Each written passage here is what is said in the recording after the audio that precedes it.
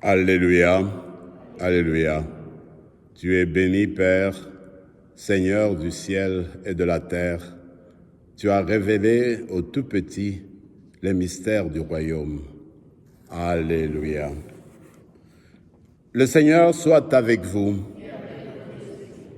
Évangile de Jésus-Christ selon saint Matthieu. En ce temps-là, Jésus prit la parole et dit : Père, Seigneur du ciel et de la terre, je proclame ta louange. Ce que tu as caché aux sages et aux savants, tu les as révélés aux tout petits. Oui, Père, tu l'as voulu ainsi dans ta bienveillance.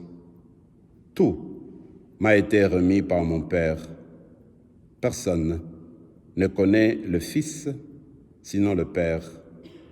Et personne ne connaît le Père sinon le Fils et celui à qui le Fils veut le révéler. Venez à moi, vous tous qui peinez sous le poids du fardeau, et moi, je vous procurerai le repos.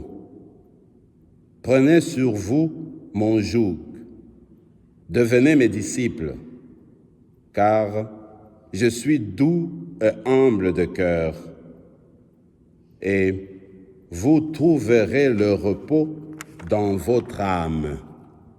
Oui, mon joug est facile à porter et mon fardeau léger.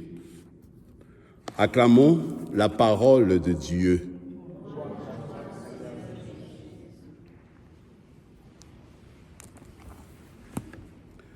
Nous avons de très belles lectures. Je voudrais juste insister sur juste un point pour la première lecture qui nous viennent de Pierre, l'apôtre, et l'apôtre insiste sur l'hospitalité. Moi, personnellement, cette vertu-là me touche beaucoup. D'abord, avec ce que j'ai pu comprendre avec le christianisme, c'est qu'au début de toute l'Église, au tout début de notre Église, on pouvait recevoir des gens dans leur maison parce qu'ils venaient d'un groupe chrétien. Parce que tu arrivais dans un milieu où personne ne te connaissait. Alors, où menait ta vie? Où est-ce que tu vas vivre? Où est-ce que tu seras accepté? Les chrétiens savaient s'accueillir mutuellement au nom du Christ. Et d'ailleurs, quand il y a eu même des persécutions, quand les gens fuyaient d'un côté à l'autre, eh bien, les chrétiens apprenaient à s'accueillir en pratiquant l'hospitalité pour accueillir les gens dans leur cœur, mais dans leur maison aussi. Et même quand on célébrait l'Eucharistie, comme vous le savez, au début de l'Église, on n'avait pas d'Église comme telle, Église matérielle, mais on avait en fait les communautés et on célébrait l'Eucharistie dans des familles. Alors, c'était l'hospitalité, on s'accueillait mutuellement pour célébrer l'Eucharistie.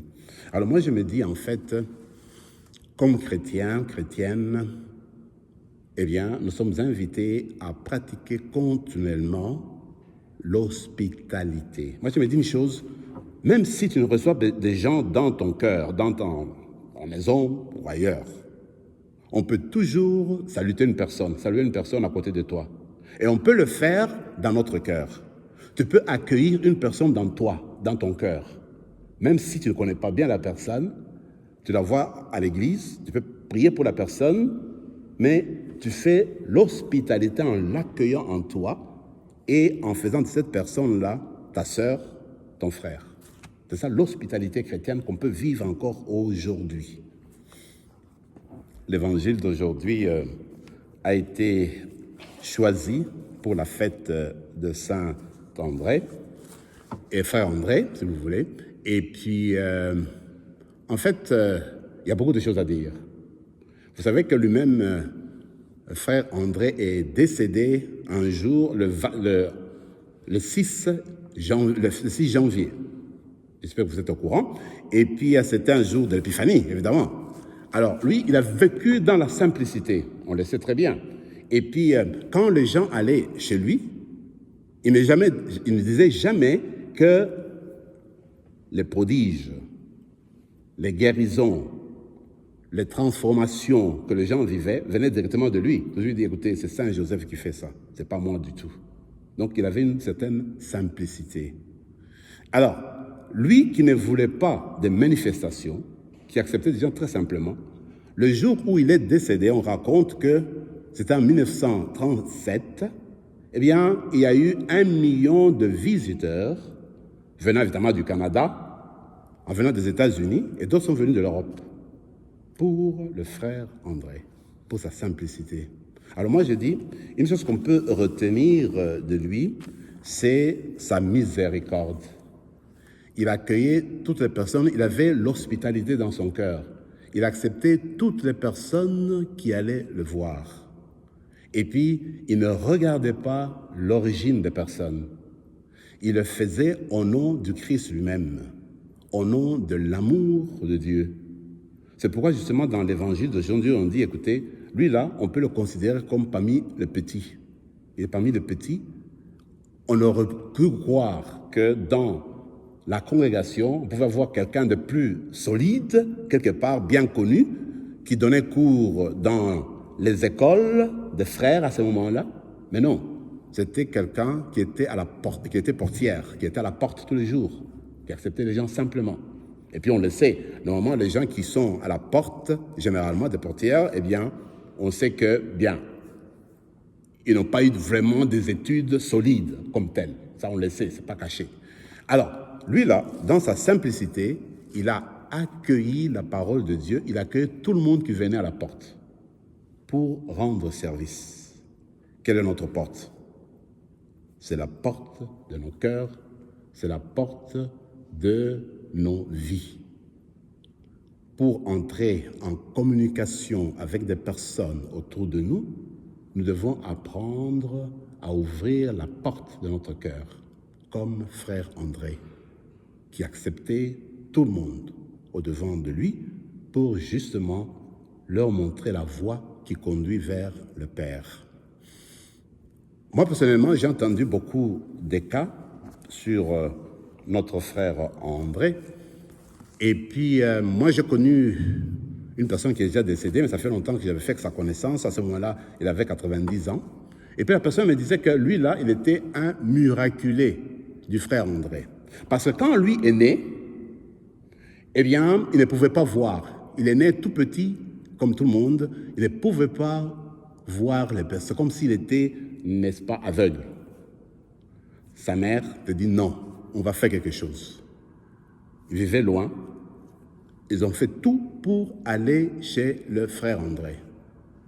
D'après ce qu'il m'a raconté, il peut toujours le dire, ils ont resté là à prier, à prier. Quand ils sont revenus à la maison, l'enfant regardait.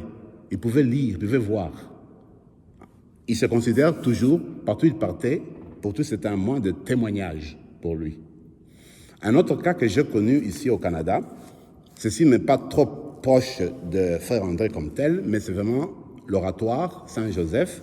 J'ai connu un couple, une famille, il y a eu un enfant qui a eu vraiment beaucoup de problèmes de santé. Finalement, on devait, n'est-ce pas, l'opérer au cerveau. Il y avait le problème d'épilepsie aussi. Et c'était difficile. À l'époque, c'était difficile. Ils se sont dit, on va aller à l'oratoire Saint-Joseph. Ils sont partis là, ils ont prié. Le lendemain, en tout cas, la chirurgie a eu lieu, tout s'est passé bien. Mais moi, je connais encore ce monsieur-là aujourd'hui. À chaque fois, la fête de Saint-Joseph, il va à l'oratoire pour remercier le frère André. Bref, pour dire qu'en fait, il y a des personnes dans la vie qui nous parlent de Dieu, qui nous montrent la voie qui croit vers Dieu. Et ce qu'on retient du Père, en fait, ce n'est pas une affaire comme ça, c'est manifester, mais être comme lui, c'est être un cœur rempli de miséricorde. Pourquoi est-ce qu'il aidait les autres? C'est parce qu'il voulait aider les personnes qui étaient dans la souffrance, qui avaient besoin d'aimer, qui avaient besoin d'être aidés. Voilà pourquoi le frère André faisait cela. Alors, continuons notre célébration en nous tournant vers le frère André. On va lui demander son cœur, un cœur d'hospitalité, un cœur qui pense aux personnes qui sont dans le besoin. Seul, on ne peut pas le faire. On a besoin de l'Eucharistie qui doit nous aider à nous transformer continuellement. C'est la grâce qu'on va demander, qu'on soit continuellement transformé et puis qu'on suive l'exemple de notre frère André. Amen.